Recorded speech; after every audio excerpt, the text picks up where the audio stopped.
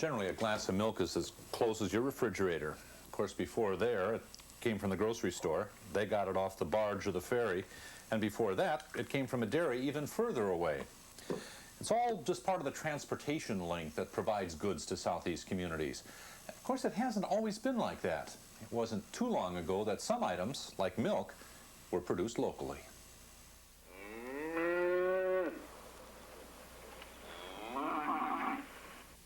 In earlier days, cattle were a common sight in downtown Juneau. Some were the family cow. Others made up the herds of several larger dairies. The Smith Dairy, or the Juno Dairy as it was known in earlier years, was the largest, with about 200 head of cattle at its peak. Now, all that remains are lots of memories and a shopping center where the barn stood. However, a few barns from some of the other dairies remain, like this one, built by George Danner Sr., owner of the Mendenhall Dairy. This is a barn. It was built in 1934 and housed about 34 head of cattle. And over here is the milk house, now the Southeast Veterinary Clinic. And over here was our home, the summer home, where we lived. Not far from where Koggie File lives is this barn, built by her grandparents, Albert and Jensine Pederson, in 1928.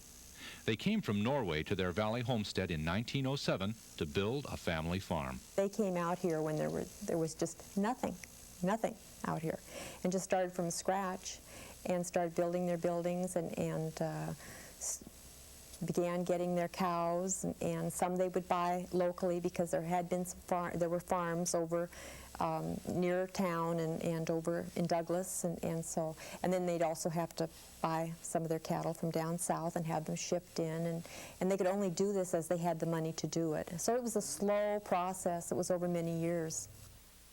For the Pedersons, running a small dairy was a survival existence. Any money made had to be put right back into the farm. And like the other dairies, there were many problems to face. Well, the biggest problem, of course, with cattle up and raising in Alaska is because of feed. Joe Kendler, he and Frank Meyer, which was Alaska Dairy and Glacier Dairy, they did very successful raising, drying grass in the wintertime and putting it up for storage. Mr. Kendler did very good on that. We would, on our farm, we would raise as much silage as possible and as much dry hay. We did not have the open field like Mr. Kendler did for dry hay. But it was a constant battle, and that's how you made your living. Actually, if you did not get up your feed in the winter, or if you did not watch your expenses, it could be devastating. In addition to the hay and silage put up in the summer, feed had to be shipped in so the cattle could make it through the winter. Prior to 1940, a couple of the dairies found it easier to bring the cattle into town for the winter rather than taking the feed from the downtown docks to the farms along Glacier Highway. And when spring came, the annual cattle drive took the cows right back to the pasture.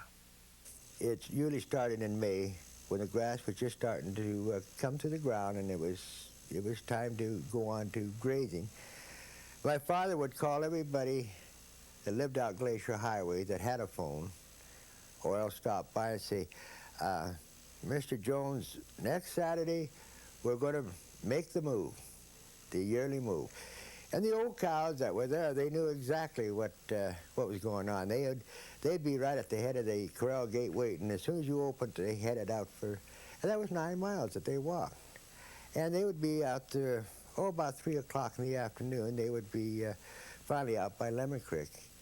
And as soon as they got out where Swatcha Creek area is, they would just let out a big ball and just start running, because the new grass was probably up about this high right close to the road. And of course it was just like candy to them. Milk production would almost increase 50% in one night. During the 20s and early 30s, a customer could choose from half a dozen or more sources of fresh milk, but getting the milk to the customer had its problems. My grandfather would, at times, would take the milk into town by boat. He'd bring his boat up the river, Mendenhall River. He had a boat. And then they also took it by horse and buggy. And then once the road reached the other side of the river, they got a car and took it in to town to sell their products. They were all delivering their own milk, each individual. They all leave about 7 o'clock in the morning and all come to town. And they all vying for customers. I mean, we'd have an apartment house, and maybe all four dairymen would deliver in that apartment house. Each one have their own customers. And then a lot of times we had trouble with swiping each other's bottles, you know, because we're always short on bottles, it seems like. Like any businessman, you would say, mine tastes better. Look at the cream line. You get more cream in my milk than your competitor. It could be all kinds of sales gimmicks to entice the buyer to buy your product. And handled it with gentleness. Milk from contented cows is one of the sales pitch they had. By 1937, Juneau's dairy farmers were looking for an easier, less competitive way to sell their milk. We had a bookkeeper, that Mr. Cooper, and he did the books for 3 or 4 farmers. And then he always suggested, why don't you get together, you know? He said that you're delivering milk separately, you know, and all that expense, and bottles and bottling. Why don't you get together and form a co-op and do it all together and as one unit? To, you know, deliver the milk, do the processing and stuff like that, and all you do then is bring the milk to town, and they did that. The 4 larger dairies decided to form a co-op known as Juneau Dairies Incorporated.